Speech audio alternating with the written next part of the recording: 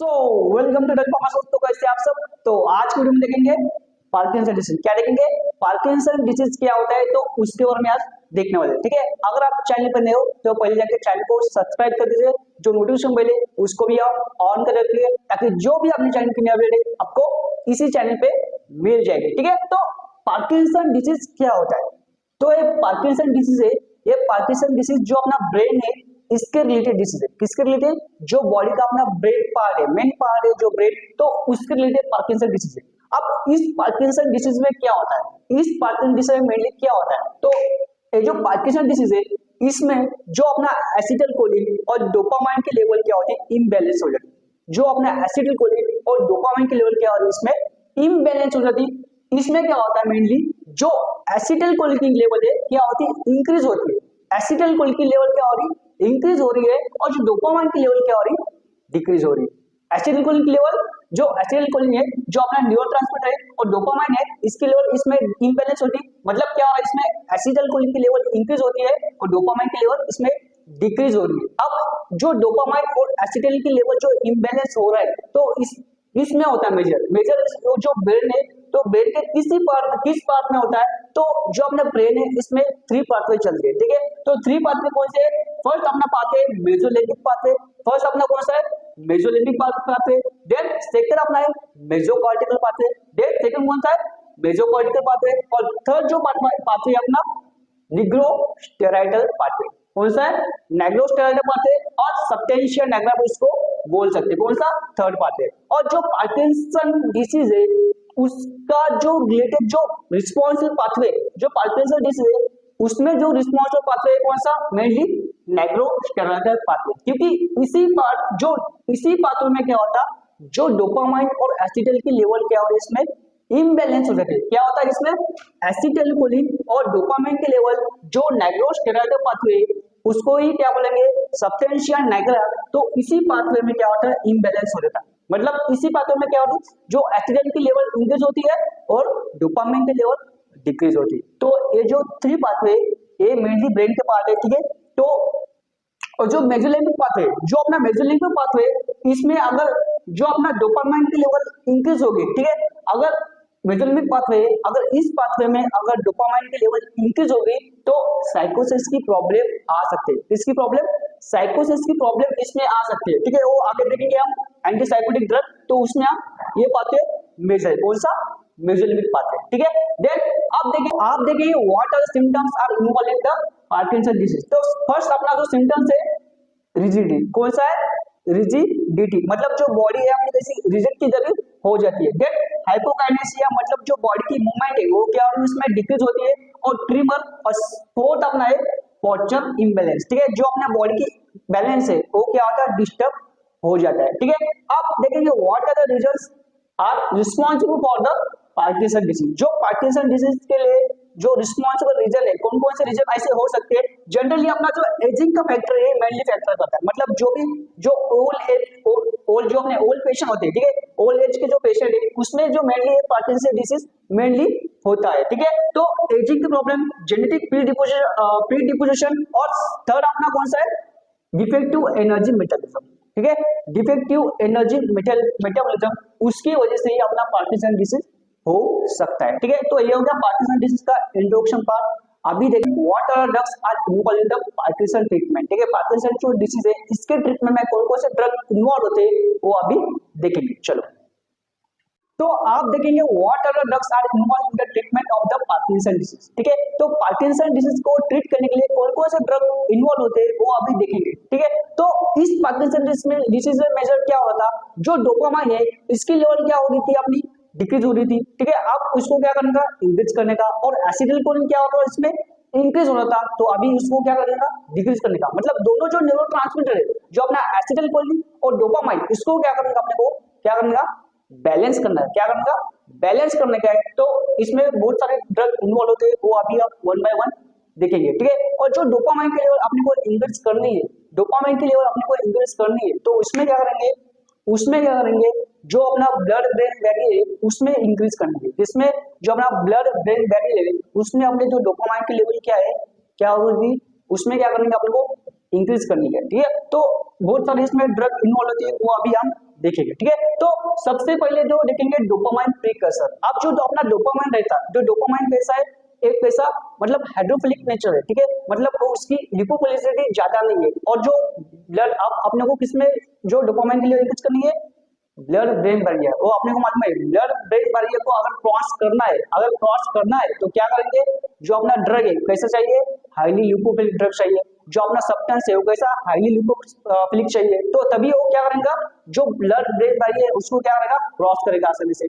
तो अपना डोपामाइन है कैसा, जो लेस लिपोफिलिक है, कैसा है, लेस लिपोफिलिक है।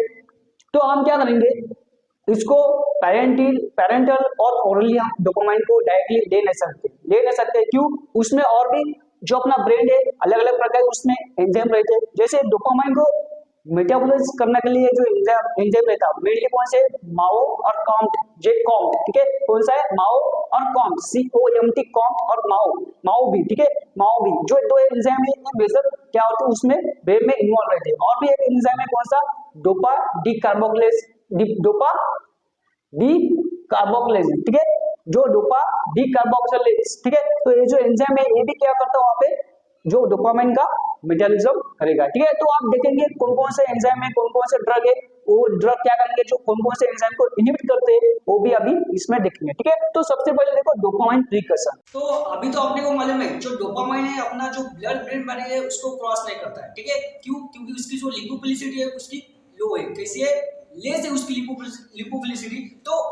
तो क्या करेंगे हम, जो डोपामाइन है उसको उसका क्या करेंगे, प्रीकर्सर देंगे, क्या करेंगे, प्रीकर्सर देंगे, प्रोडक्ट देंगे। अब प्रोडक्ट इसमें देखो डोपामाइन प्रीकर्सर, सबसे पहले क्लासिफिकेशन में देखो डोपामाइन का जो प्रीकर्सर देंगे कौन सा है, ल्यूडोपा, कौन सा है, ल्यूडोपा हम क्या करेंगे, देंगे, ठीक है। और जो ल्यूडोपा है, डोपा डी कार्बोक्सिलेज जो एंजाइम है उसको क्या करेगा, ब्रेक करेगा, मतलब उसका मेटाबॉलिज्म करेगा, उसको कन्वर्ट किसमें करेगा, डोपामाइन में, ठीक है। दैट डोपामाइन अगोनिस्ट, ठीक है। इसका जो मैकेनिज्म है, जो ड्रग के मैकेनिज्म में इसका जो चार्ट है वो भी यहाँ पे प्रोवाइड कर दूंगा, और जो उसका जो मैकेनिज्म है, एक्शन है, वो हम अगले वीडियो में अच्छे से देखने वाले हैं। अब देखेंगे हम उसका क्लासिफिकेशन, देखो देन सेकंड है अपना डोपामाइन अगोनिस्ट। अब डोपामाइन अगोनिस्ट कहां पे एक्ट करेगा, ये जो डोपामाइन एगोनिस्ट है ये एक्ट करता है कहां पे, जो डोपामाइन के रिसेप्टर है वहां पे जाके एक्ट करेगा। तो इसमें ड्रग देखो कौन सा आता है, ब्रोमेगिप्टिन, कौन सा आता है, ब्रोमेगिप्टिन, प्रोमिपेक्सोल, परकोलाइड्स और रोपिनेरॉल, कौन सा है,